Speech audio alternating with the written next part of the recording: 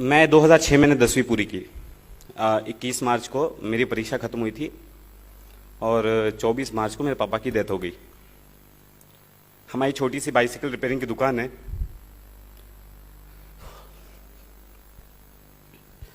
तो पापा के जाने के बाद एक निर्णय लिया कि घर के सब प्रेशर डालने लगे कि अभी घर का किसी को तो का ध्यान देना पड़ेगा। तो मैंने डिसीजन ले लिया, यार अभी पढ़ाई छोड़ देंगे, क्या करना है। 10वीं कर ही ली थी, दुकान रिपेयरिंग की है, बट एक समय पर मेरे पापा बहुत बड़े सप्लायर थे, होलसेलर। चोरी वोरी हो गई थी तो फिर बाद में धंधा कम हो गया। सो एक डिसीजन लिया कि अभी पापा के धंधे को वापस रिवाइव करेंगे, पूरी तरह से डेडिकेटेड काम करेंगे। और पढ़ाई छोड़ने का पूरा मन बना के मैं धंधे में आ गया। 1-1.5 महीना मैंने फुल तरीके से बिजनेस बढ़ाने के लिए पूरा प्लान वगैरह कर लिया था। उसके बाद फिर रिजल्ट आया 10th का, तब मैं अपने स्कूल में टॉपर था। घर पे आया, सब रो रहे थे। अभी बहुत अजीब लग रहा है। मैं कल इतने इंटरव्यूज दिए, मैं कभी नहीं रोया। पता नहीं, चाणक्य मंडल का स्टेज है, अपने परिवार जैसा है, इसलिए रोना आ रहा है। हाँ, तो मैं घर पे आया, मम्मी से बातचीत हो रही थी। फिर मम्मी ने तभी मेरे को पहले ही बोल दिया कि हम लोग सब काम करने वाले हैं, तू पढ़ाई कर। तो 11th और 12th ये दो मेरी ज़िंदगी के अभी तक सबसे कठिन वर्ष रहे। मेरा उस समय शेड्यूल ऐसा था, मैं सुबह 7 बजे 6 बजे उठता था, निकलता था, 7 बजे कॉलेज, 1 बजे वहाँ से, 2 बजे से रात को 10 बजे तक मैं ट्यूशन्स पढ़ाता था। मेरी बहन स्कूल में पढ़ाती थी, ट्यूशन्स पढ़ाती थी। मेरे को 1 मिनट सेटल होने देंगे? या please. Okay.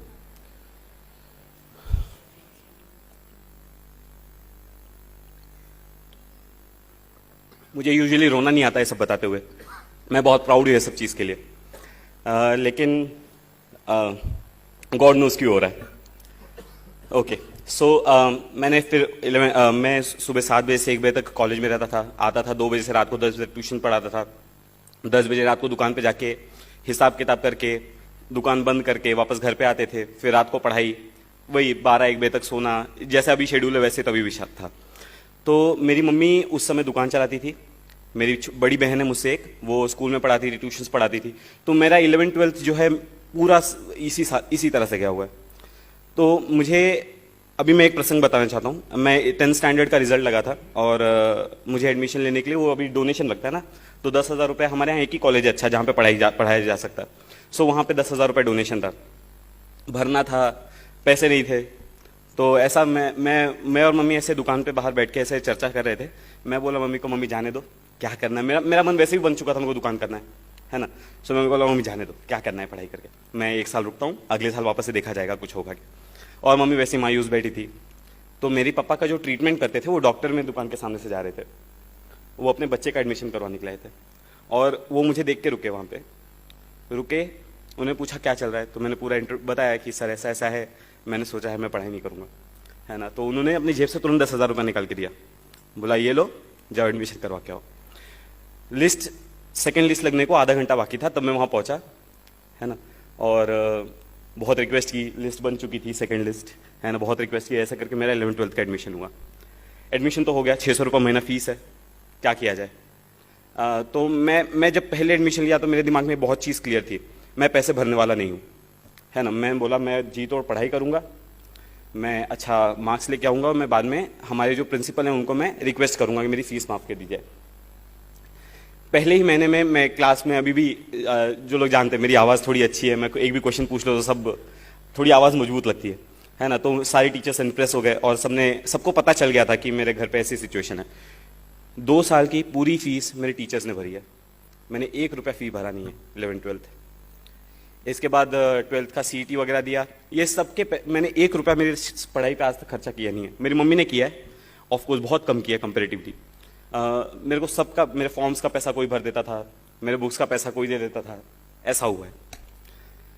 CET the, CET में 180 मार्क्स आए 200 में से।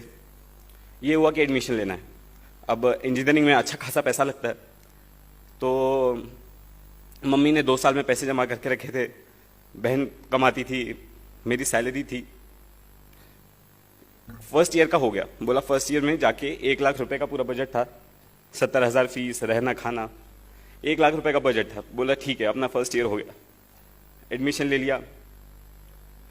अगेन सेम थिंग, मैंने बोला कि फर्स्ट ईयर का फीस भर दिया, सेकंड ईयर का फीस भरने का नहीं है। ठीक है, फर्स्ट ईयर में जब देखो ये अब मैं यहाँ पे अब ठीक है, अब मैं मेरे फॉर्म में आ गया। ओके, अभी यूपीएससी में जब हम प्रिपरेशन करने आते हैं तो सबसे पहले हमको बताया जाता है कि चीज़ें बहुत डिफिकल्ट है ना। अभी जैसे भैया ने बोला कि वरुण जितना बोलता है उतना इजी पेपर भी नहीं है ना। अब मैं बताता हूँ इसका रीज़न क्या है। देखो, आप जब भी प्रिपरेशन शुरू करते हैं तो हम बहुत सारे लोगों से जाते हैं बात करने के लिए। ठीक है, यूपीएससी में सक्सेस रेट बहुत कम है, 0.3% से भी कम। सो अगर आप 100 लोगों से बात करोगे तो चांसेस है कि 100 के 100 सक्सेसफुल नहीं रहे होंगे, है ना। तो इसके लिए बाहर एक बहुत ही नेगेटिव एटमॉस्फेयर है कि आप एग्जाम दोगे तो लोग क्लियर ही नहीं होते, है ना। तो इसके लिए आपको लगता है कि कितना भी पढ़ लो आप क्लियर नहीं होगे, इसलिए आपको लगता है बहुत पढ़ना पड़ता है, इसलिए आपको लगता है कि यार बहुत डिफिकल्ट है। सो मैंने कभी ऐसा सोचा नहीं, मुझे पता था यार मेरे को 80 आईएएस बनते हैं यार हर साल, मेरे को एक ही सीट चाहिए, मेरे को 80 सीट नहीं चाहिए, है ना। तो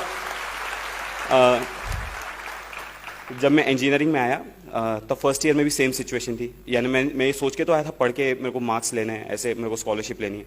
फर्स्ट ईयर में आया, सबने डराने लगे यार इंजीनियरिंग में तो बैकलॉग लगता ही है ना। बिना बैकलॉग के अगर तू पास हो गया तो इंजीनियरिंग की ही नहीं है। ठीक है, जो टॉपर लोग होते हैं वो अलग ही दुनिया के होते हैं। सो मैं थोड़ा सहम गया, लोगों ने क्लासेस वगैरह लगा लिए, सब्जेक्ट के लिए मैं क्लासेस लगा नहीं सकता था। तो मैंने फुल टाइम अच्छी तरह से मैंने बोला यार इनको हटाओ, मेरे को जो करना मैं वो करता हूँ। ठीक है, ये एटीट्यूड मेरे अंदर मेरी मम्मी की वजह से आया। मेरे को जो करना है उस पर ध्यान देता है, दुनिया क्या बोल रही है उसे क्या करना है। ठीक है, तो मैंने फर्स्ट सेम में पढ़ाई शुरू की। मेरे फर्स्ट सेमेस्टर में 86% आए, मैं यूनिवर्सिटी टॉपर था। जब 86% आ गए, सारी टीचर्स ने नोटिस किया अरे 86% तो MIT का रिकॉर्ड है। अब बाद में ब्रेक हो गया, अभी तो कुछ भी आ जाते मार्क्स। ठीक है, तो उस समय रिकॉर्ड था, तो टीचर्स ने नोटिस किया अरे ये कौन है। फिर माधवी लता मैडम नाम की एक मैथमेटिक्स डिपार्टमेंट में एक प्रोफेसर है, तो वो उन्होंने मेरे को राखी बांधी है, she is my rakhi sister. तो उन्होंने बुलाया, अरे वरुण क्या है, तो मैंने मैम को पूरा सिचुएशन घर की मेरी एक्सप्लेन की, और उन्होंने एक प्रोफेसर से लेकर डीन से लेकर डायरेक्टर से लेकर हर एक को मेरी सिचुएशन पहुंचा दी, एंड वहां से एक प्रोसेस चालू हो गया। ठीक है, सेकेंड ईयर तक वो प्रोसेस पूरा नहीं हुआ था, तो मेरी फीस मेरे फ्रेंड्स ने भरी है ना, फ्रेंड्स ने, उनके पेरेंट्स ने।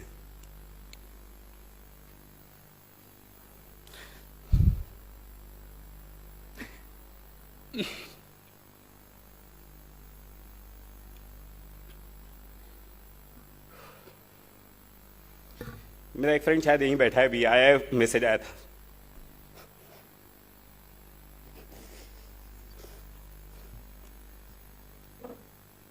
ओके, तो सेकेंड ईयर में ऐसा हो गया। फिर थर्ड ईयर और फाइनल ईयर में वो फ्रीशिप मिल गई, मेरी इंजीनियरिंग खत्म हो गई। इंजीनियरिंग होने के बाद अभी ये सिविल सर्विसेज का भूत कैसे आया। अभी इंजीनियरिंग के बाद मैं यूनिवर्सिटी टॉपर हूँ, मुझे गोल्ड मेडल मिला हुआ यूनिवर्सिटी का। ऐसा था कि अभी इंजीनियरिंग के बाद क्या, जॉब वगैरह के लिए इंटरव्यूज दिए, जॉब्स लग गई। मेरे को बहुत 5-6 जगह से अभी भी ऑफर्स हैं, मतलब स्टैंडिंग है। बोला कभी भी आपको आना है आप कॉल करो, आ जाओ। ठीक है, सो प्लेसमेंट अच्छी हो गई थी, लेकिन हमको भूत सिविल सर्विस का तब तक चढ़ चुका था। कैसा हुआ, मैं 2011 में अन्ना हजारे का मूवमेंट शुरू हुआ। अन्ना हजारे का मूवमेंट शुरू हुआ, मेरे दोस्त लोग काफ़ी अच्छे हैं, है ना, तो हम लोग ऐसे चर्चा करते रहते थे यार क्या चल रहा है दुनिया में, है ना। तो ऐसे अन्ना हजारे का सारे बोलते थे यंगस्टर्स को आगे आना चाहिए, कुछ तो देश के लिए करना चाहिए। तो हम लोग बोलते हैं यार ये क्या है, कुछ करना चाहिए क्या अपने को, ऐसे, है ना। तो हुआ कि हाँ यार ठीक है, सोचते हैं कुछ करते हैं। तो सबसे पहले सोचा था कि अपने स्टडीज से रिलेटेड ही कुछ करेंगे, कुछ अच्छा प्रोजेक्ट बनाएंगे जो सबको हेल्प हो सके। तो बी में प्रोजेक्ट लिया, लेकिन वो सक्सेसफुल नहीं हुआ। तो बोला यार प्रोजेक्ट का तो वाट लग गया। ठीक है, तो हुआ कि और कुछ करते हैं। तो मैंने सबसे पहले मेरे को कॉर्पोरेट सेक्टर में जॉब मिली थी, तो मैंने बोला यार कॉर्पोरेट में नहीं जाते, हमको अपने टेक्निकली रहना है, हम पब्लिक सेक्टर में जाएंगे। पब्लिक सेक्टर की तैयारी, मतलब गेट वगैरह की, मैंने गेट थर्ड ईयर में दी थी, मेरा रैंक 384 आया। फाइनल ईयर में दी 143 आया। बोला यार अब तो सेट है, IIT मिल रहा है, सब मिल रहा है, किसी भी कंपनी में जॉब मिल जाएगा। ये PSU का जॉब मिल गया, तब मैं कुछ लोगों से मिलने गया, है ना, ऐसे ही चर्चा करते करते। तो उन्होंने बोला यार तू टेक्निकली इतना अच्छा है ना, you are so good, you are so bright, why don't you give IES, engineering services. अब मैंने सिलेबस देखा, बोला यार ये तो अपना ठीक है, हो जाएगा, कोई दिक्कत नहीं है। तो इंजीनियरिंग सर्विस की तैयारी शुरू करते हैं। तो अभी तक मेरी ग्रेजुएशन कंप्लीट हो गई थी। ठीक है, मैंने गेट दे दी थी और I was about to take admission. तो मैंने बोला यार इंजीनियरिंग सर्विसेज करते हैं, PSU छोड़।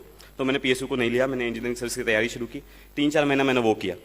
ठीक है, 3-4 महीना वो किया, तब लोगों से बातचीत चालू ही रहती है, आप वैक्यूम में जाके पढ़ाई नहीं शुरू करते, है ना।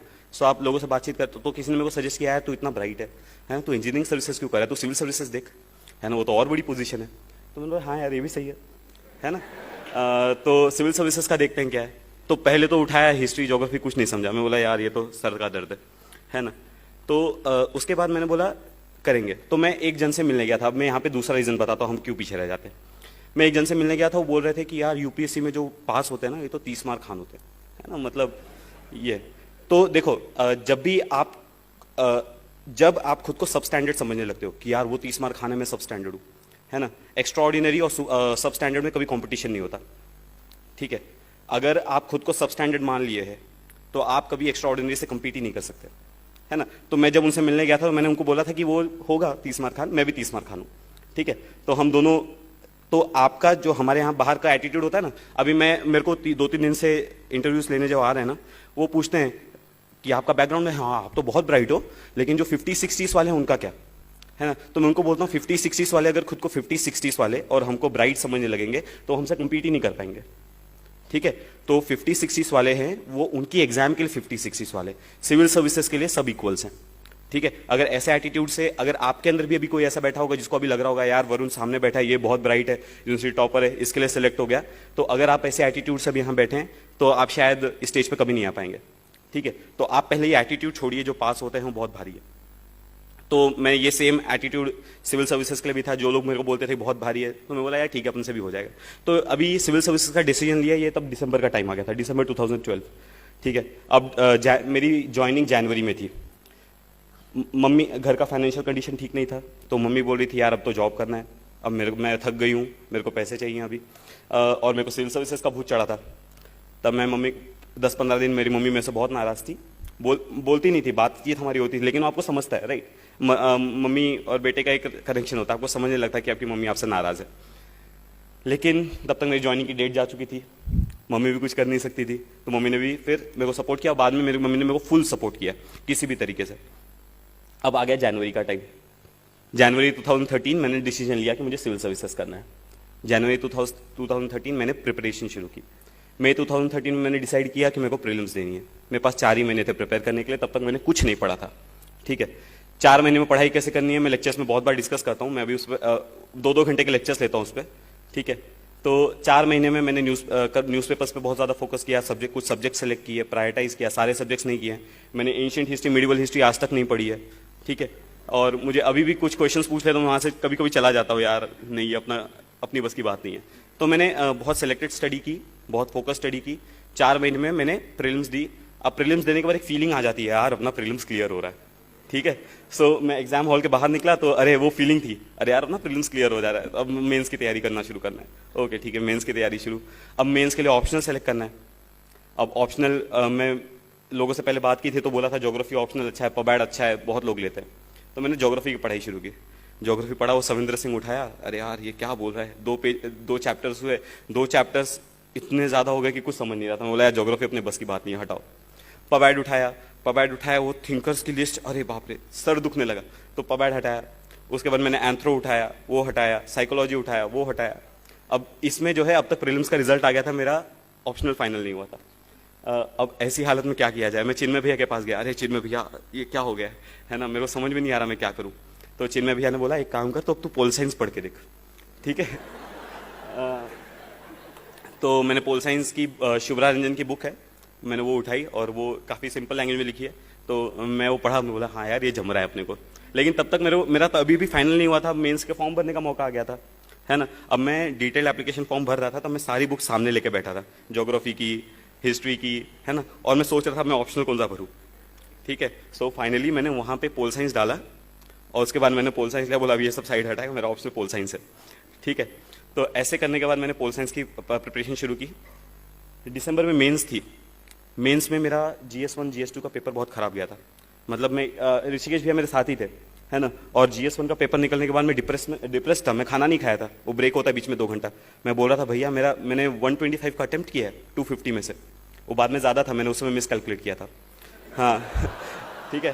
तो भैया मैंने इतना कम अटेम्प्ट किया है, हाँ, तो मैं एकदम प्रेशर में था, लेकिन अटेम्प्ट कम ही है। तो मुझे ऐसा लगता है मेरा रीज़न क्या है सेलेक्ट होने का, मेरा अटेम्प्ट बहुत कम है। मैंने मेरे आंसर्स को हमेशा ओरिजिनल रखा है। मैं 10th स्टैंडर्ड से 11th स्टैंडर्ड से मैंने कभी डाइजेस्ट फॉलो नहीं किया कोई, मैं अपने आंसर्स खुद बनाता हूँ। मैं नोट्स मेकिंग का मैं सबको एडवाइस देता हूँ कि नोट्स बनाने चाहिए, 4 फायदे हैं वगैरह वगैरह। नोट्स मेकिंग के 4 फायदे। पहला है, फ्यूचर में आपको रिवीजन के लिए एक डॉक्यूमेंट रेडी होता है। दूसरा, अगर आपके ग्रामेटिकल मिस्टेक्स बहुत ज़्यादा होते हैं तो आप फ्यूचर में रिवीजन करते टाइम आपको समझने लगते हैं कि यार मेरी मिस्टेक यहाँ हो रही है, मेरी मिस्टेक यहाँ हो रही है, आप सेल्फ करेक्शन करते हो। तीसरा फायदा है, आपको जब नोट्स निकलने के लिए नोट्स के साथ न्यूज़पेपर पढ़ने के लिए 4 घंटे लगेंगे तो आप सोचोगे यार टाइम को कैसे रिड्यूस किया जाए। ठीक है, टाइम को रिड्यूस करने के लिए आप बहुत फास्ट लिखने लगते हो, आपकी राइटिंग स्पीड ऑटोमेटिकली सबकॉन्शियसली बढ़ने लगती है। ठीक है, सबकॉन्शियसली स्पीड बढ़ जाती है, एग्जाम में उसका डायरेक्ट बेनिफिट होता है। उसके बाद जब आप 1 महीने तक नोट्स निकालते रहोगे ना तो आपको चीजें समझने लगती है, यार ये चीजें इतनी बार रिपीट हुई है ना कि इंपॉर्टेंट हो ही नहीं सकती। ठीक है, तो आपको समझने लगता है कौन सी न्यूज इंपॉर्टेंट है, कौन सी न्यूज इंपॉर्टेंट नहीं है, तो आपको कौन सी किस सेक्शन को एलिमिनेट करना है ये समझ जाता है। आप जब नोट्स निकालते हो, मिनिमम लिखने को ट्राई करते हो, तो मैक्सिमम इंफॉर्मेशन मिनिमम वर्ड्स में कैसे पुटअप करना है ये आपको आ जाता है। तो इसलिए मैं नोट्स मेकिंग बहुत ज्यादा करता था। तो मैंने एक बुक बना के रखी थी, उसमें मैं सारे एग्जाम्पल्स लिखता था। जैसे अभी मैं एक रिसेंट एग्जाम्पल देता हूँ, अभी तक तो मैं प्रिपेयर कर ही रहा था, अभी मुझे 2 दिन पहले पता चला कि मुझे प्रिपेयर करने की जरूरत नहीं है। ठीक है, तो मैं प्रिपेयर कर ही रहा था। तो अभी पंढरपुर में जो मंदिर है वहाँ पे जो प्रीस्ट की पोजीशन है अभी सारे कास्ट के लिए ओपन कर दी। तो अगर आप वो एग्जाम्पल देखें तो हमारी सोसाइटी में से कास्ट डिस्क्रिमिनेशन किस तरह रिसीड हो रहा है, जेंडर डिस्क्रिमिनेशन किस तरह से रिसीड हो रहा है, उसका एग्जाम्पल है। तो मैं अपनी नोटबुक में कैसा लिखता, वो एग्जाम्पल लिखता, उसके बाजू में लिखता था कि this is an example for women empowerment, caste reduction of caste discrimination, religious reforms वगैरह वगैरह। तो एग्जाम में अगर कोई उससे रिलेटेड क्वेश्चन आता था तो मैं उसको सीधा, मेरा एग्जाम्पल मेरे पास रेडी होता था तो मैं एग्जाम्पल्स लेके आंसर्स लिखता था। तो मुझे लगता है मैंने पेपर भले ही कम अटेम्प्ट किया है लेकिन मेरे हर आंसर ओरिजिनल है। ठीक है, तो मुझे ऐसा लगता है कि यूपीएससी वालों ने मुझे उसके लिए ज्यादा मार्क्स दिए होंगे, इसलिए मेरा रैंक इतना अच्छा है। मेरे को जब रैंक का फोन आया, हम लोग बैठे थे बहिष्कृत में, अनिल भैया मेरे सामने बैठे थे, ठीक है, और महेश भैया भी थे। अब मैं टेंशन एक था ही, भले ही दिखा नहीं रहा था, लेकिन यार रिजल्ट आने वाला है थोड़ी देर में। ऊपर गया था, पूर्णाताई से बात करके आया था तो और डर लग रहा था। ठीक है, नीचे बैठे थे, रिजल्ट आने वाला, मेरे को चिन्मय भैया का मैसेज आया, कॉन्ग्रेचुलेशन करके। तो मैं चिन्मय भैया को फोन लगाया, भैया आपने रिजल्ट देखा क्या? तो भैया बोले हाँ कॉन्ग्रेचुलेशन। हाँ, तो मैंने पूछा भैया आपने रैंक देखी क्या मेरी कितनी है? तो भैया ने बोला 32। मैं बोला हाँ 32 कितना, 132 232 कितना 32 है ना। सो भैया ने बोला नहीं ओनली 32। मैं बोला अरे बाप रे। तो मुझे पहले तो विश्वास ही नहीं हुआ, अरे यार अपनी ओनली 32 रैंक है ना। सो ये विश्वास नहीं हुआ क्योंकि मुझे पता नहीं था कि यूपीएससी आंसर्स कैसे इवैल्यूएट करती है। मुझे ऐसा लगता था कि वो अटेम्प्ट कितना है इस पर डिपेंड कर रहा है। ठीक है, लेकिन मुझे अभी ऐसा लगता है कि अगर आपके आंसर्स ओरिजिनल है तो आप अगर अटेम्प्ट थोड़ा कम भी होगा तो आप सिलेक्ट हो जाओगे। सो अभी से अगर आप प्रिपेयर करना चाहते हो तो अभी से आपका एफर्ट वो होना चाहिए कि आप अपने आंसर्स को ओरिजिनल कैसे बनाओगे। दूसरा, प्रेशर आना। बहुत देखो, एबनॉर्मल सिचुएशन में एबनॉर्मल रिस्पॉन्स एक नॉर्मल बिहेवियर होता है। ठीक है, अगर एबनॉर्मल सिचुएशन में आप नॉर्मली बिहेव कर रहे हो तो आप एबनॉर्मल हो। ठीक है, सो ये जो है एग्जाम की सिचुएशन, ये एक एबनॉर्मल सिचुएशन है जिसमें आपको बहुत ज्यादा प्रेशर होता है, आपको बहुत ज्यादा पढ़ना पड़ता है। तो इसमें एक एबनॉर्मल रिस्पॉन्स, टेंशन आना है ना, पसीने आना, जैसे भैया ने जो बताया कि आप सही ट्रैक पे जा रहे हो, तो अगर आप वैसे हो तो आप नॉर्मल हो। ठीक है, आपको बिल्कुल टेंशन लेने की जरूरत नहीं है। जिसको बिल्कुल भी टेंशन नहीं आ रहा ना, उसको टेंशन लेने की जरूरत है। ठीक है, सो टेंशन फील होना जरूरी है, बट वो टेंशन में आप खच जाते हो या उसको और फाइट बैक करते हो। मैं हमेशा क्लास में एक एग्जाम्पल देता हूँ टाइम टेबल्स का। मुझे लोग पूछते हैं प्लानिंग कैसे करनी है, सब्जेक्ट्स को कैसे अरेंज करना है। ठीक है, तो टाइम टेबल्स कैसे बनाना है, प्लानिंग कैसे करनी है। तो मैं मेरा टाइम टेबल कैसे बनाता था मैं बताता हूँ। ठीक है, देखो टाइम टेबल सब लोग बनाते हैं, तो मैंने भी टाइम टेबल बनाया। 2 टाइप के लोग होते हैं, एक होते हैं जो टाइम टेबल फॉलो करते हैं, दूसरे होते हैं जिससे टाइम टेबल फॉलो नहीं होता। वो पर्पसफुली वायलेट नहीं करते, लेकिन कभी यार कुछ मूवी देखने का मन कर गया है ना, किसी ने बुला लिया, घर पे से फोन आ गया, तो टाइम टेबल वायलेट हो जाता है। ठीक है, सो पहले होते हैं जो टाइम टेबल फॉलो करते हैं, दूसरे होते हैं जिससे टाइम टेबल फॉलो नहीं होता। जिनसे जो फॉलो करते हैं भाई डन बेस्ट, जिनसे फॉलो नहीं होता उनमें वापस से 2 कैटेगरी के लोग होते हैं। एक होते हैं जो टाइम टेबल फॉलो नहीं हुआ, यार क्या होगा, यानी मैं यूपीएससी क्रैक कर पाऊंगा क्या, यानी टाइम टेबल की जो प्रॉब्लम है वो यूपीएससी क्रैक करने तक पहुंच जाती है। ठीक है, सो एक ये क्लास के होते हैं, और दूसरा जो बंदा होता है टाइम टेबल फाड़ता है, बोलता है मेरे पास इतना टाइम बचा है, इतना स्टडी बचा है, मैं नया टाइम टेबल बनाता हूँ। ठीक है, सो आपसे जो गलतियां हो गई हैं आपके और सोचने से वो गलतियां करेक्ट नहीं होगी। ठीक है, आपका काम यह है जो गलतियां हो गई हैं उनको कॉम्पेंसेट करने के लिए आगे की आप प्लानिंग कैसे कर रहे हो। ठीक है, सो मेरी टाइम प्लानिंग में हमेशा यही होता था, मैं रोज सुबह टाइम टेबल बनाता था। ठीक है, आज प्लानिंग किया है कि इकोनॉमी करना है, रोज नहीं होता था, यू गेट माई पॉइंट है ना। सो आज 2 सब्जेक्ट करने हैं, अगर नहीं होता था तो फिर मैं वापस से प्लान बनाता था। मैं बैकलॉग्स कैसे क्लियर करता था मैं ये बताता हूँ। मैंने क्लास में बहुत बार बताया। हम जब न्यूज़पेपर में पढ़ते हैं तो आपको 10 टर्म्स नए दिखाई देते हैं, है ना, कि यार मेरे को ये 10 टर्म्स की स्टडी करनी है आज। तो मैं एक नोटबुक बनाई थी, मैं उसमें वो सारे टर्म्स लिखता था कि आर्टिकल 72 पढ़ना है, प्रेसिडेंट के पावर्स पढ़ने हैं, ठीक है, ऐसे। उसके बाद मैं जब न्यूज़पेपर पढ़ के हो जाता था तो मैं इंटरनेट पर रोज़ 2 घंटा का मैंने टाइम रखा था कि 2 घंटा बैठ के वो टॉपिक्स के ऊपर सर्च करना है। तो इंटरनेट पे बैठे तो कई बार क्या होता है, 10 टॉपिक्स आपने लिखे तो 5 ही टॉपिक्स हो पाते हैं। किसी दिन अपने को आलस हो जाता है तो अपन 2 घंटे की जगह 1 ही घंटा पढ़ते हैं, ठीक है। सो ऐसे करके वो 5 हो गए तो दूसरे दिन में चले जाते हैं, तो आपके दूसरे दिन ऐसे बैकलॉग जो है बढ़ता जाता है। तो कई बार क्या होती है, वो लिस्ट बहुत लंबी हो जाती है, फिर एक दिन सडनली टेंशन आने लगता है, यार ये लिस्ट इतनी लंबी हो गई, है ना, अब इसको क्लियर करने में अपना पूरा दिन जाएगा। तो जब ऐसा होता था तब मैं उसके नीचे एक लाइन ड्रॉ करता था और बोलता था आज से नया लिस्ट चालू करेंगे, ठीक है। सो अभी जो गलतियां हो गई हैं, ठीक है, उनको करेक्ट करना चाहिए। न्यूज़पेपर से केस में काम करता है क्योंकि न्यूज़पेपर में चीजें रिपीट होती है ना। आपने जो 1 महीने पहले पढ़ा था, अगर वो इंपॉर्टेंट होगा तो उसको कोई ना कोई फॉलो अप करेगा, ठीक है। तो आपको फ्यूचर में वो चीज दिखेगी, आप फ्यूचर में उसको वापस से इंटरनेट पर रेफर कर सकते हैं। तो मैंने न्यूज़पेपर के केस में ये बैकलॉग क्लियरेंस का केस चलता है, ठीक है। सो इस तरह से मैंने मेरी यूपीएससी की तैयारी की, मेंस क्लियर हो गए, ठीक है। अभी इंटरव्यू में क्या करना है ना। इंटरव्यू में जाते टाइम मैंने तो पढ़ाई ज्यादा की नहीं है ना। मैं जनवरी में प्रिपरेशन शुरू किया है, लोगों के पास एक्सपीरियंस होता है कि इस सब्जेक्ट को कैसे हैंडल करना है। सो मुझे पता नहीं था क्या करना है इंटरव्यू में। तो इंटरव्यू तक मेरे को टेंशन था कि मेरा इंटरव्यू कैसा होगा, इसलिए मैंने कहीं पे भी मॉक टेस्ट नहीं दिया। और एक्चुअली उसका एक और रीजन मैं बाद में बताऊंगा मैंने कहीं पे मॉक टेस्ट क्यों नहीं दिया। मैंने कहीं पे मॉक टेस्ट नहीं दिया क्योंकि मुझे ऐसा लगता था यार कहीं पे जाऊंगा कोई डरा वरा देगा, कुछ क्वेश्चन पूछ लेगा, मुझे नहीं आएगा तो मैं यूपीएससी इंटरव्यू में जाके क्या करूंगा, है ना। तो इसके लिए मैंने कहीं मॉक टेस्ट नहीं दिया, मैंने सर के पास एक दिया था और यशदा में भैया लोग सब लोग जा रहे थे, मैंने बोला मेरे भी पैसे भर देना, मैं वहां पे भी दे आऊंगा, ठीक है। सो मैंने खाली ये 2 जगह पे मॉक टेस्ट दी। तो इंटरव्यू हॉल में जब गया तब मेरे को यानी एक्सपीरियंस बिल्कुल नहीं था यार इंटरव्यू कैसे देना है, इसलिए ये मेरा प्लस पॉइंट था कि मुझे एक्सपीरियंस बिल्कुल नहीं था, ठीक है। तो मैं अंदर गया, उन्होंने जो क्वेश्चंस पूछे हम बहुत फ्रैंकली डिस्कशन कर रहे थे और मैं बाहर आया तो मुझे ऐसा लगा मेरा इंटरव्यू अच्छा नहीं हुआ है क्योंकि मैंने उनको 1-2 जगह पे मैंने मिस्टेक कर दी थी। एक एग्जांपल बताता हूँ, ठीक है। मैंने इलेक्शंस का क्वेश्चन था कि इलेक्शंस हुए हैं, मेरा May 15 को इंटरव्यू था, 16 को रिजल्ट था। इलेक्शंस हुए हैं, कल इलेक्शन रिजल्ट आने वाले हैं, आपने वोट किया क्या? मैंने बोला नहीं किया सर। तो बोले क्यों नहीं किया? बोले मेरा वोटिंग लिस्ट में नाम नहीं था। तो बोले वोटिंग लिस्ट में नाम नहीं था तो एक प्रोसीजर होता है जिससे आप वोटिंग लिस्ट में नाम इंक्लूड करवा सकते हैं, आपने चेक करके इंक्लूड क्यों नहीं करवाया? तो मैंने बोला सर ऐसा है, मैंने वो प्रोसीजर फॉलो किया था बट पुणे में जो है 1-1.5 लाख लोग के नाम जो है वोटिंग लिस्ट से मिसिंग थे, तो उसमें मेरा भी एक नाम है, मेरी वोटिंग कॉन्स्टिट्यूंसी पुणे नहीं है, ठीक है। सो मैंने इस तरह से वहाँ पे, और ये जैसे ही मैंने ये स्टेटमेंट बोला ना तुरंत आई रियलाइज्ड अरे यार I have got myself into a soup, अगर उन्होंने पकड़ लिया तो मैं मर गया, लेकिन उन्होंने पकड़ा नहीं, ठीक है। सो ऐसी चीज़ें भी हुई हैं इंटरव्यू हॉल के अंदर, मैं इतना अनप्रिपेयर्ड था, सो इसलिए आप मॉक दे रहा, ठीक है। लेकिन यूपीएससी इंटरव्यू बहुत कॉर्डियल होता है, बाहर जैसे लोग डराते हैं ना वैसा बिल्कुल नहीं है। जो लोग इंटरव्यूज नहीं दिए हैं ना वो डराते ज़्यादा हैं, जो इंटरव्यूज दे के आए हैं आप उनसे बात करेंगे ना तो वो बताएंगे नहीं यार मस्त है, चिल रहते हैं, आराम से जाओ देख के आओ। तो उसके बाद आज का दिन है, मैं आपके सामने खड़ा हूँ। मैं जो दूसरा मुद्दा बता रहा था कि मैं इंटरव्यू क्यों नहीं दिया, मॉक इंटरव्यू मैंने दूसरी जगह क्यों नहीं दिया।